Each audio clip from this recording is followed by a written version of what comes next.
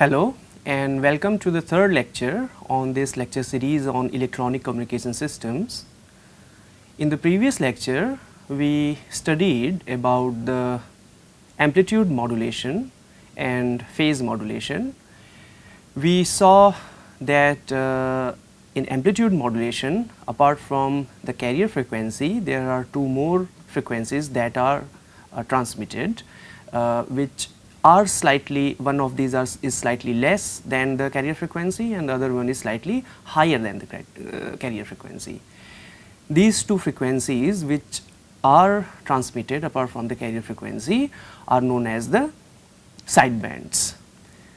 In today's lecture, we will study about the demodulation of amplitude modulated wave. So, the aim will be to understand how to retrieve the signal, the message signal from the amplitude modulated carrier wave. So, in general, the wave, amplitude modulated wave is given by, this is E as a function of time t, and this is amplitude modulated, that is given by amplitude of the carrier wave 1 plus mu, mu is the modulation index, sine of omega mt, sine of omega ct. This we have already saw in previous lecture. This part is the amplitude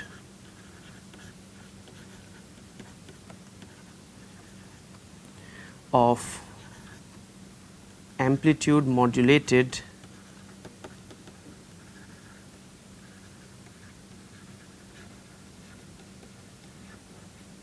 wave. Omega c is the frequency, rather angular frequency of carrier wave.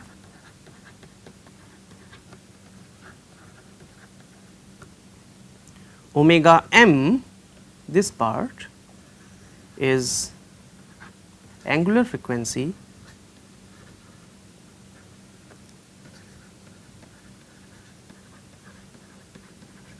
of modulating wave.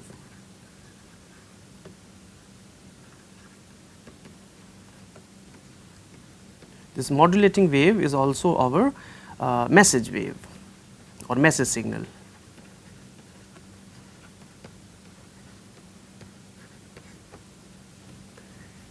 Mu is given by AM divided by AC, which is ratio of amplitude of modulating wave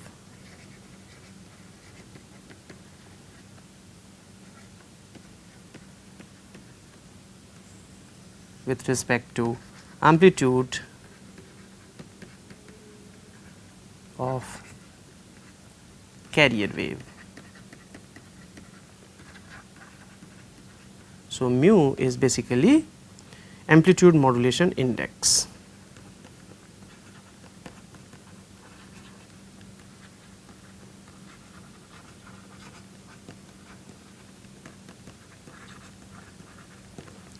We also saw that for mu being less than or equal to 1, the wave is nicely modulated,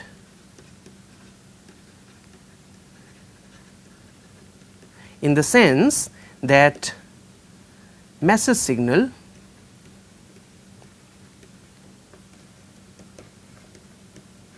is not distorted while modulation process,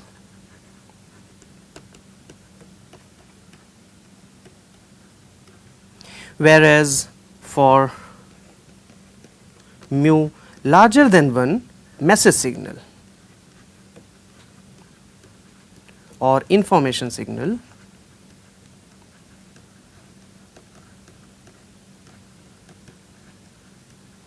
is distorted.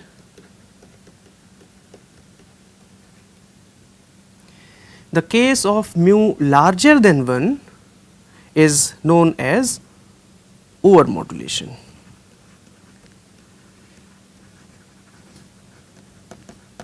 This term is known as overmodulation. Now, let us see how exactly we can retrieve the information that was modulated. So, for this we first of all need to have a receiving antenna. So, this is our receiving antenna.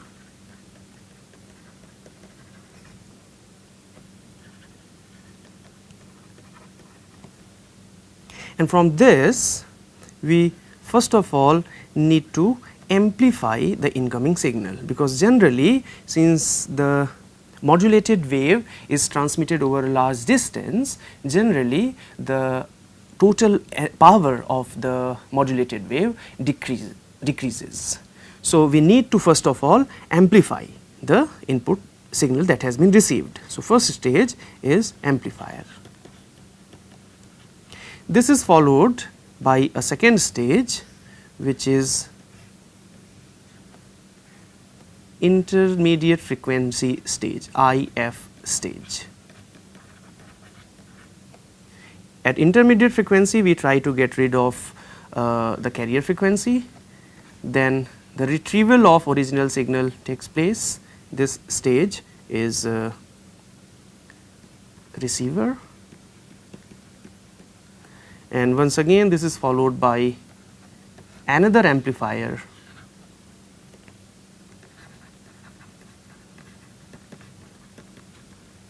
and is finally sent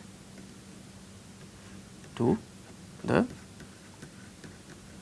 receiver of information.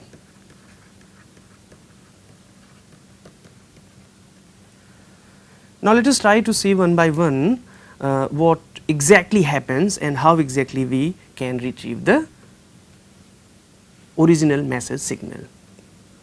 So, if we remember, the shape of the modulated amplitude modulated wave is something like this. This is the envelope of our original frequency, that was the message signal, and we see the frequency is quite low, and then the carrier is modulated in accordance with this signal. So, this blue curved figure is our amplitude modulated wave.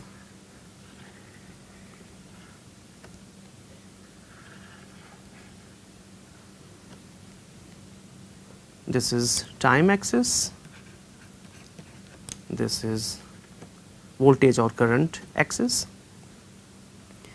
The red curve, this basically is our envelope of our original information,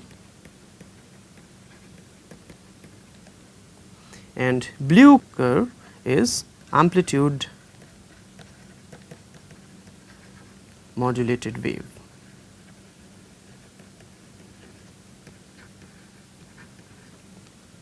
So, our job here is to retrieve the red curve.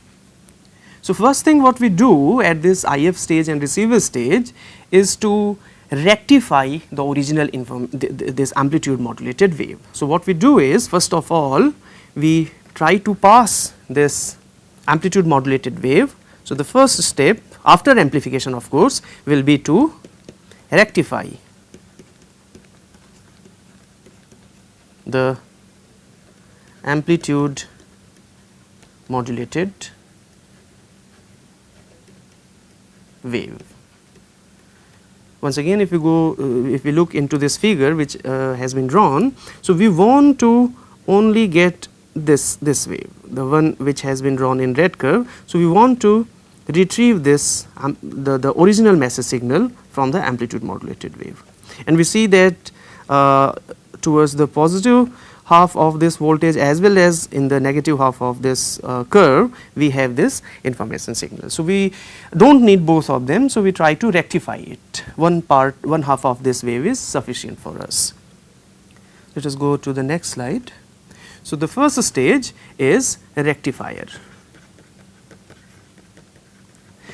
Now, we know that a simple diode can very easily rectify an AC signal.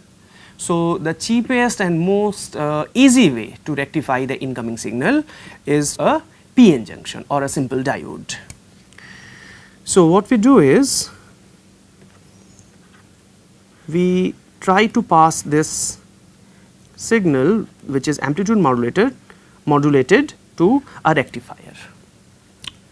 Now, we cannot simply send the input signal after it has been amplified to diode because the diode will simply it will be overheated and it will be damaged. So, what we do in reality is we try to connect a resistor which can control the current that is being passed through, which can control the voltage that is subjected to this diode, and then we can introduce the signal to this diode. So, this is our V input which is coming from the amplitude modulated wave after it has been amplified, and this is RS series resistance. This is P part of the PN junction, this is N part. So, what this diode does is at the input we have the amplitude modulated wave. So, amplitude modulated wave is coming here like this.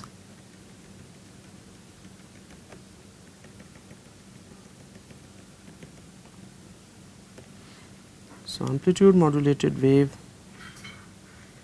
has come like this, and the rectifier what it does is it produces a wave which is like this.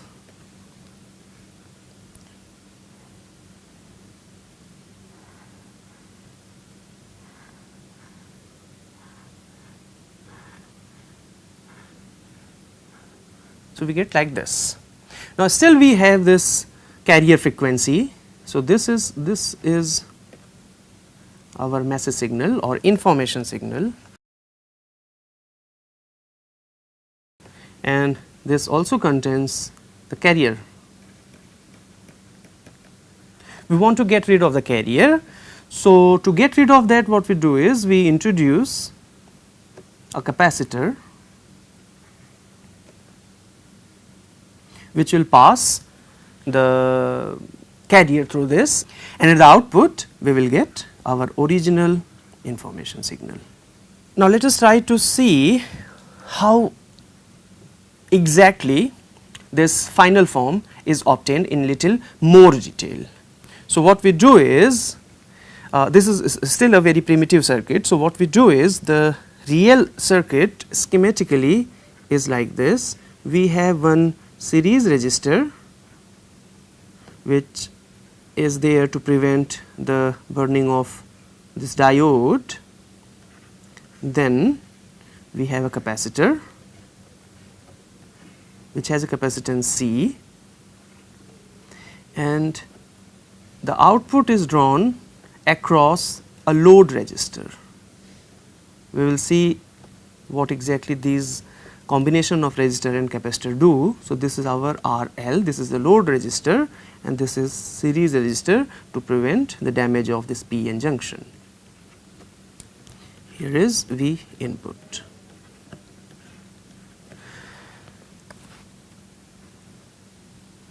In the block form, this is like this. So, we have a rectifier,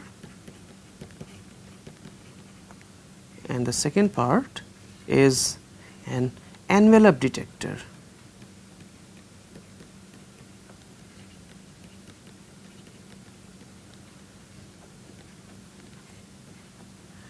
And then of course, we can amplify and we can get the output. To understand this circuit into more detail, let us try first of all to see how this circuit can give us the envelope of, let us say, a very nice sinusoidal pattern. Let us suppose that the input that we are going to provide to this circuit is of this form.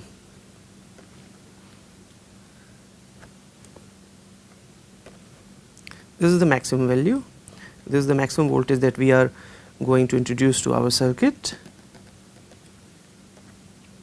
And let us suppose our input is of this form.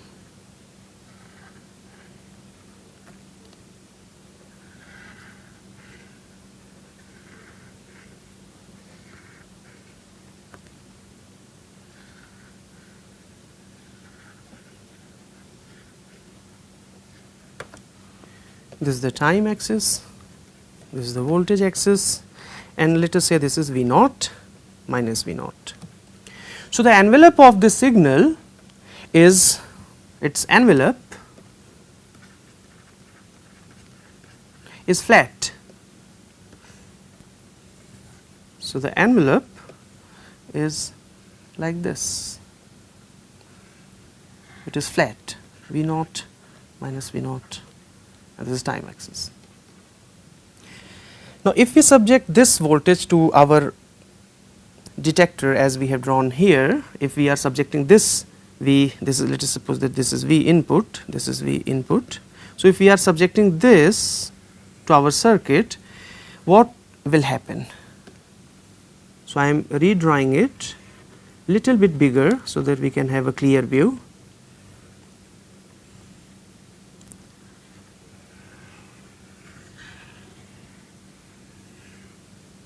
So, it is like this.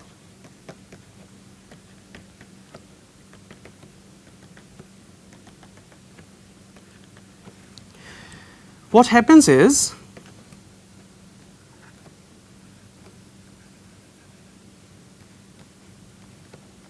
so we will focus on this part.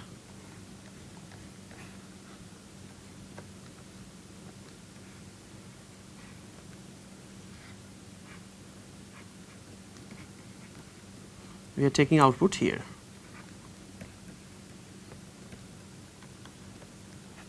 So, what happens is, when the voltage starts increasing, we see that the P side of this PN junction, this point, the voltage is high as compared to this point. So, basically at this point the voltage is higher as compared to this point, because this has been placed at presently that is at a lower voltage.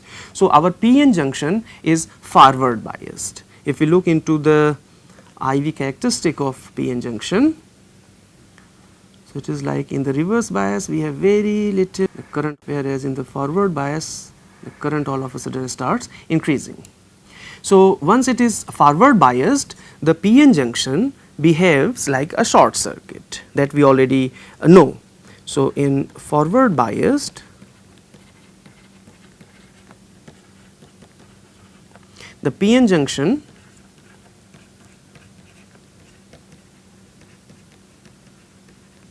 behaves as a short circuit. In reverse bias,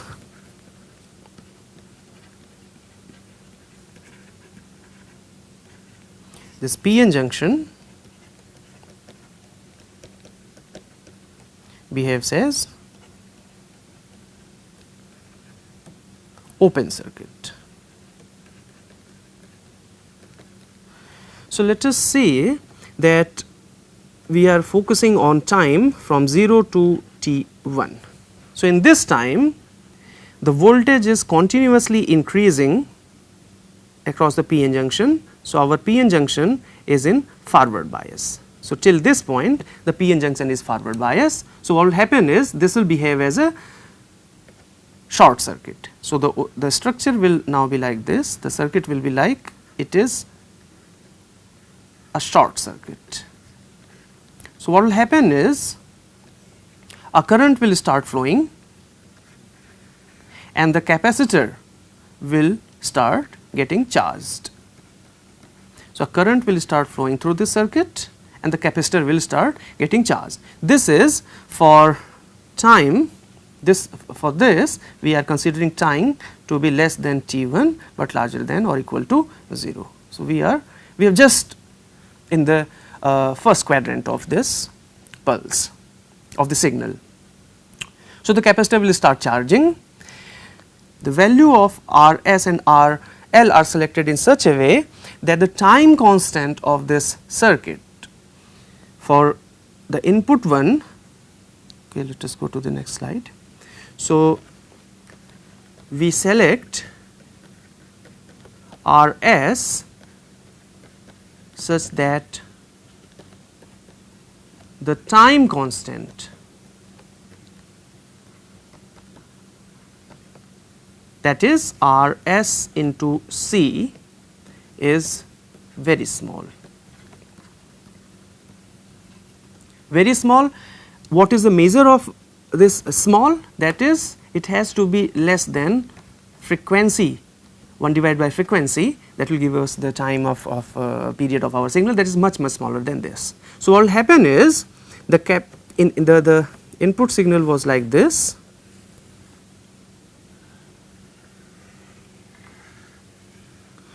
So in the first half of the positive cycle, the capacitor will quickly charge. Generally, the voltage of capacitor as a function of time when it is charging is given by 1 minus exponential minus t divided by RC. So this thing is time constant, RC is time constant, this thing is time constant.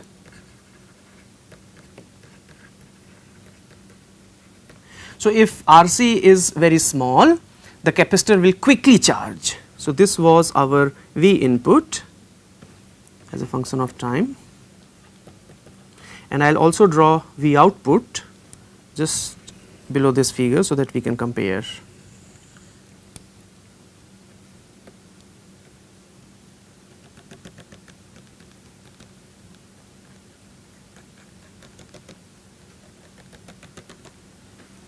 So in the first positive half, the capacitor will very quickly get charged. So capacitor will charge like very fast. Now at this point, the moment the time is larger than t1, this was our t1. So the moment the time is larger than t1, if we go back to our circuit, this PN junction, this, okay, let me draw the capacitor first and the load resistor here. This capacitor is now charged. So the moment I am talking about time larger than t1, so my time is now somewhere here, I see that voltage now across this PN junction is slightly less. So at this point the voltage is slightly less. So for time larger than t1, which is slightly large, not very large, slightly larger than this, and let us say this is t2. So it is larger than t1, but t is also less than t2. This PN junction will now be reverse biased. So in this case, PN junction is reverse bias.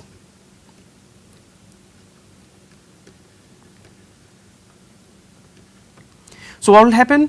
In reverse bias, the PN junction will behave as an open circuit. So this is open here.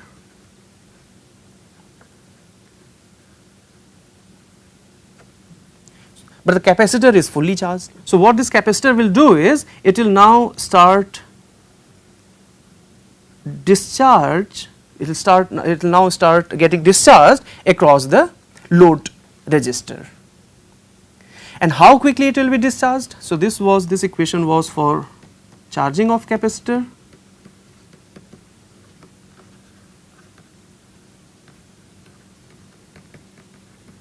And the equation how it is discharged is given by Vt is equal to V naught exponential minus t divided by RC.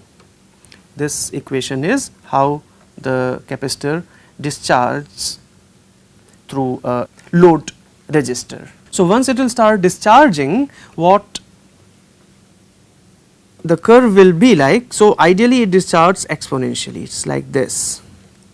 But for our application, we need this capacitor to discharge very slowly. That means for our application, we need the capacitor to discharge slowly, and for that RL into C should be large. This should be very large.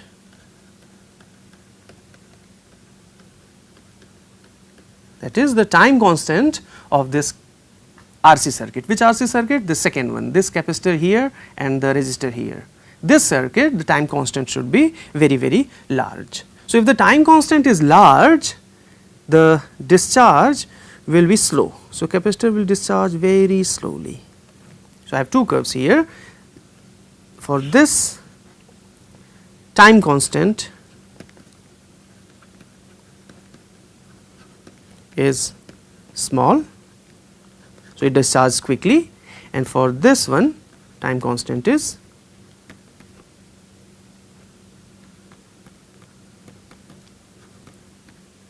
large. So, it discharges very slowly. Now, what happens is, so if I go to the original curve, so now it has discharged till this point, and of course, since we have a rectifier in the reverse bias also for the negative half of this. So, for time from T2 to let us say T3, in this time interval also the PN junction will be reverse bias. So, it will behave like an open circuit. So, this discharge will continue. So, it will continue getting discharged. So, now we can appreciate this large time constant, because if we had smaller time constant, we see that it would have attained a 0 value and it remains so throughout this negative cycle. So, for large time constant, we see we still have some finite voltage when the next positive cycle starts. So, when the next positive cycle starts till a point, so let me continue this. So, here the next cycle has started, and at this point we see when time is equal to let us say T4, if this time here is T4. So, for time equal to T4, I see that the voltage across the capacitor is equal to the voltage that has now been applied to PN junction. For times immediately larger than T4, this PN junction is once again forward biased, because now the voltage across this point here is larger than the whatever voltage is across this capacitor as compared to this point. So, since the voltage is larger now, our PN junction will behave like a closed circuit, and therefore, the voltage will once again start increasing. So, what will happen is, now let me draw this as T4. So, here is T4 T5 rather, this is T5. So, once again from T4 to T5, since the PN junction is now forward biased, the voltage will start increasing again. So, this increases once again, and exactly same thing repeats when it has attained a maximum value here. For any time that is larger than T5, the PN junction will be reverse bias again. That means it will behave like an open circuit, and therefore, the capacitor will now start discharging again through this RL, and we will once again have this kind of decreasing voltage.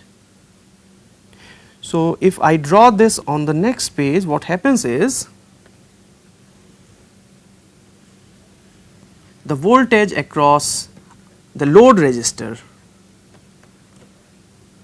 behaves like this. This is when the capacitor is charging, then the capacitor starts discharging, then again capacitor charges, capacitor discharges, and so on. So, it moves like this.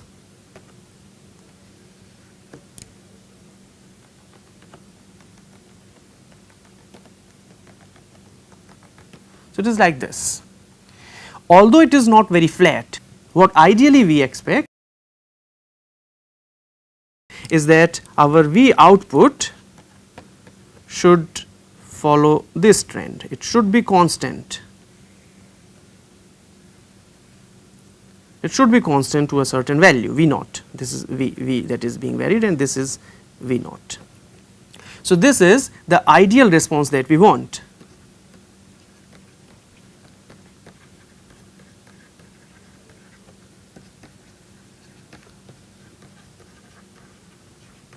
That is, this is the envelope of the original signal, whereas this is what we get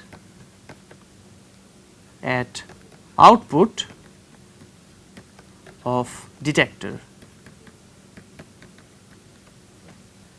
So, if time constant of the charging capacitor is very small, it charges very quickly, and if the time constant of this RC circuit where load resistor has been taken into account is very large, if the time constant is very large, it decays very slowly. So, although it is not as good as the ideal response, this is very close to a flat output. So, what we do is, after this stage, if we want to get a very nice ideal response, so this step is now followed by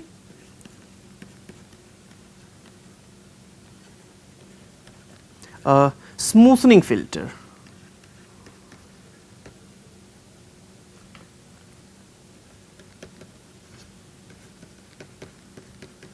It is passed through a smoothing filter. What smoothing filter does is try to lower this ripple, because we see that there is a small voltage difference. Ideally, this voltage difference should be equal to 0. Ideally, this voltage difference should be equal to 0 to get a flat response. So, we then feed this output voltage to a smoothing filter, and we get a very nice flat response. So, this was basically the behavior of our circuit to a very nice sinusoidal input voltage. Now, let us see what happens to our real amplitude modulated voltage. So, the question is, what happens when the amplitude modulated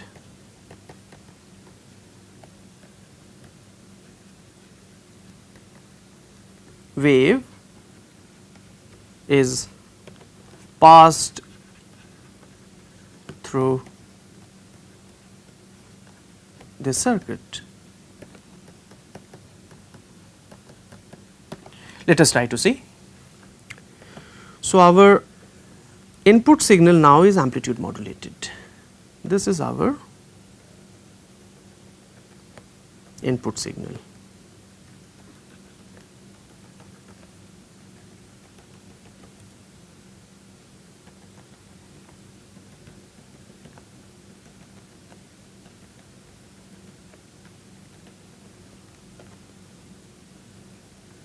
This blue curve is our amplitude modulated wave, and this is now fed to the circuit that we had drawn on the previous page. And let us try to see if we can retrieve the original message signal through that circuit or not.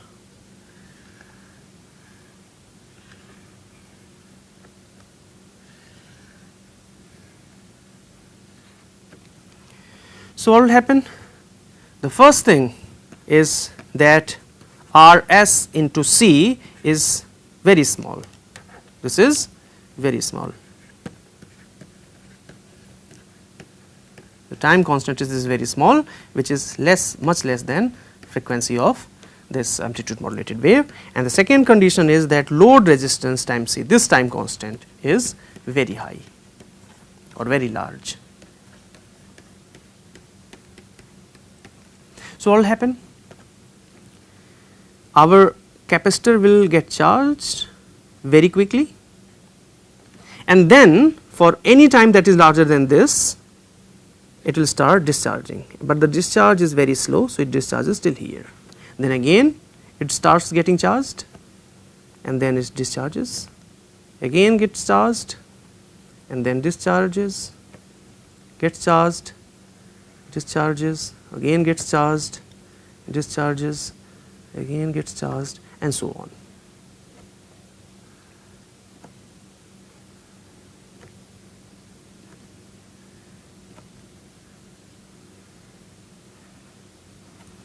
So, if we redraw this,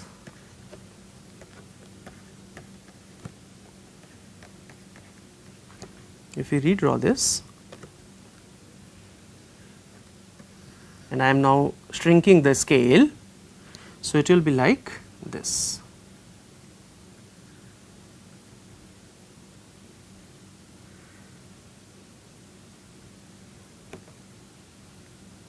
And so on. So, we see that this is of very nice shape of our original signal. If we look into the frequency, so once again it will start increasing again. Okay, let us draw it on the next page.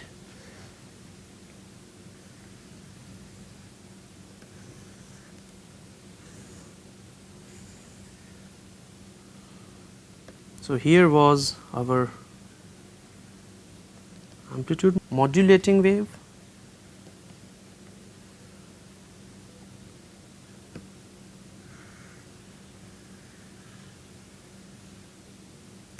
Here was the carrier that was really amplitude modulated. So, red curve is just for helping me to draw the amplitude modulated wave. Originally the amplitude modulated wave is represented by this blue curve, and I am drawing it with a slightly low frequency just for the sake of clarity, so that we can understand what really happens.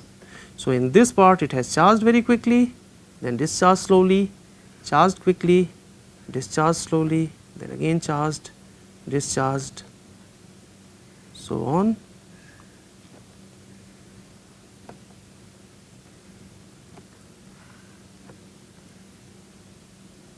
So, if I redraw it, it will be like this.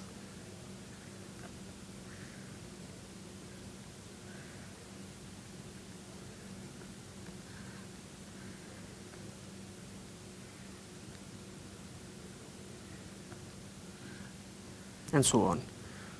So, the behavior is like our original signal. It is not very nice, but it is kind of sinusoidal. Now, if the frequency of the carrier is very, very large, that means if it is like this,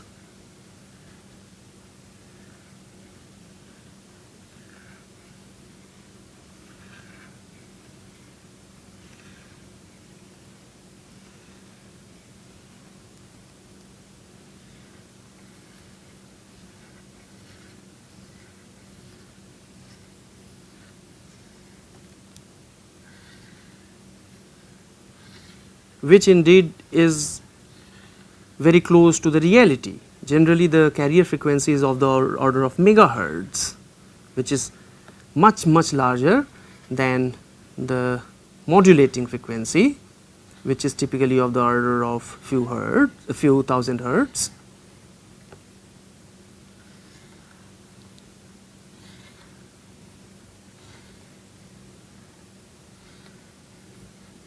Now, let us see. In this case, what happens is, in this region it charges very quickly. Let me use a different color. So, it charges very quickly, then discharges slowly, charges quickly, discharges slowly, and so on.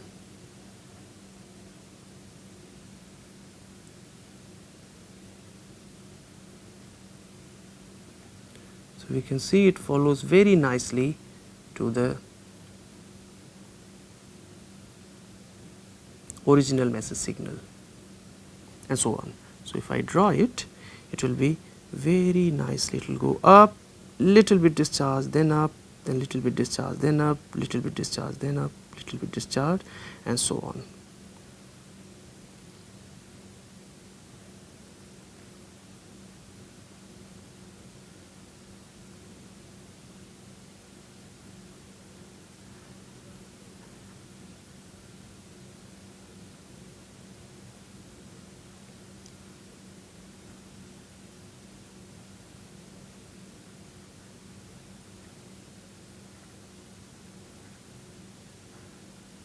It will be like this. So, the curve will be like this, will be our message signal that has been retrieved. So, it will be much nice if we have large RLC. Of course, it has to be passed through once again to a smoothing filter, which we will not study in this lecture, but we see that apart from a DC value, this is a DC that is present, this is the DC voltage that is present, which is because of carrier amplitude. So, if I write it mathematically, our modulated wave, that was C modulated as a function of time, was given by C, or let me write it as AC. AC is the amplitude of the carrier into 1 plus mu sine of omega mt sine of omega ct. This was our modulated wave, this was amplitude modulated wave. So, what we just retrieved is this. This is what we have got, and this is present, this has been plotted here, this is this thing. So, we have just got AC into 1 plus mu sine of omega mt. Of course, this is not very smooth, we have to pass it through the smoothing filter, but after smoothing filter what we get is, so let me write, after rectifier circuit plus smoothing filter,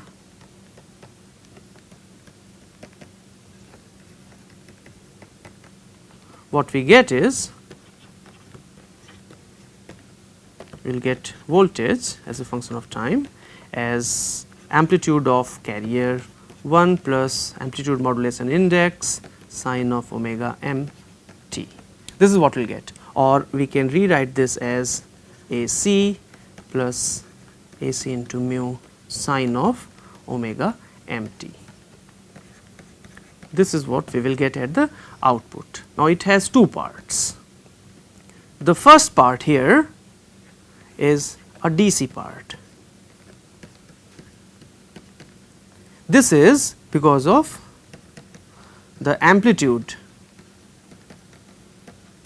of our carrier wave. Second part is AC in nature, this part is AC in nature, and this is our original message signal.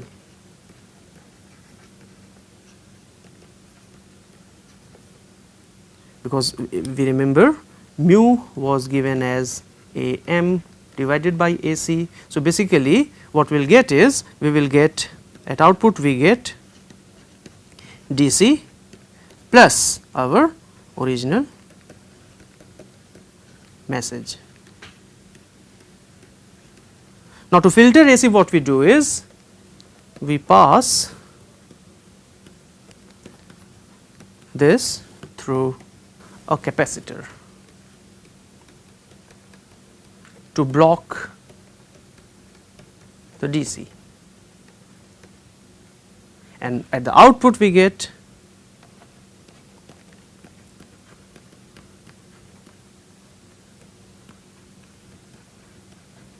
the message signal.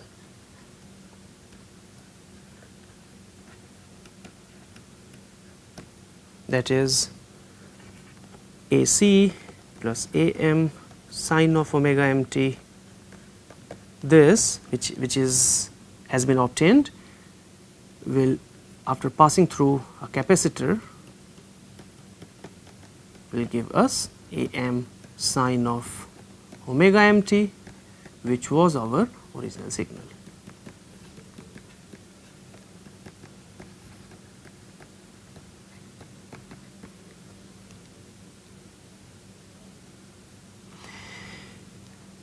The power of this signal is very small. So, what we do is, after filter, after intermediate frequency stage plus receiver, what we do is, we send it to another amplifier. to increase the amplitude, and then it goes to the receiver of information where it can be used. So, we saw in this lecture how to retrieve the information that was amplitude modulated.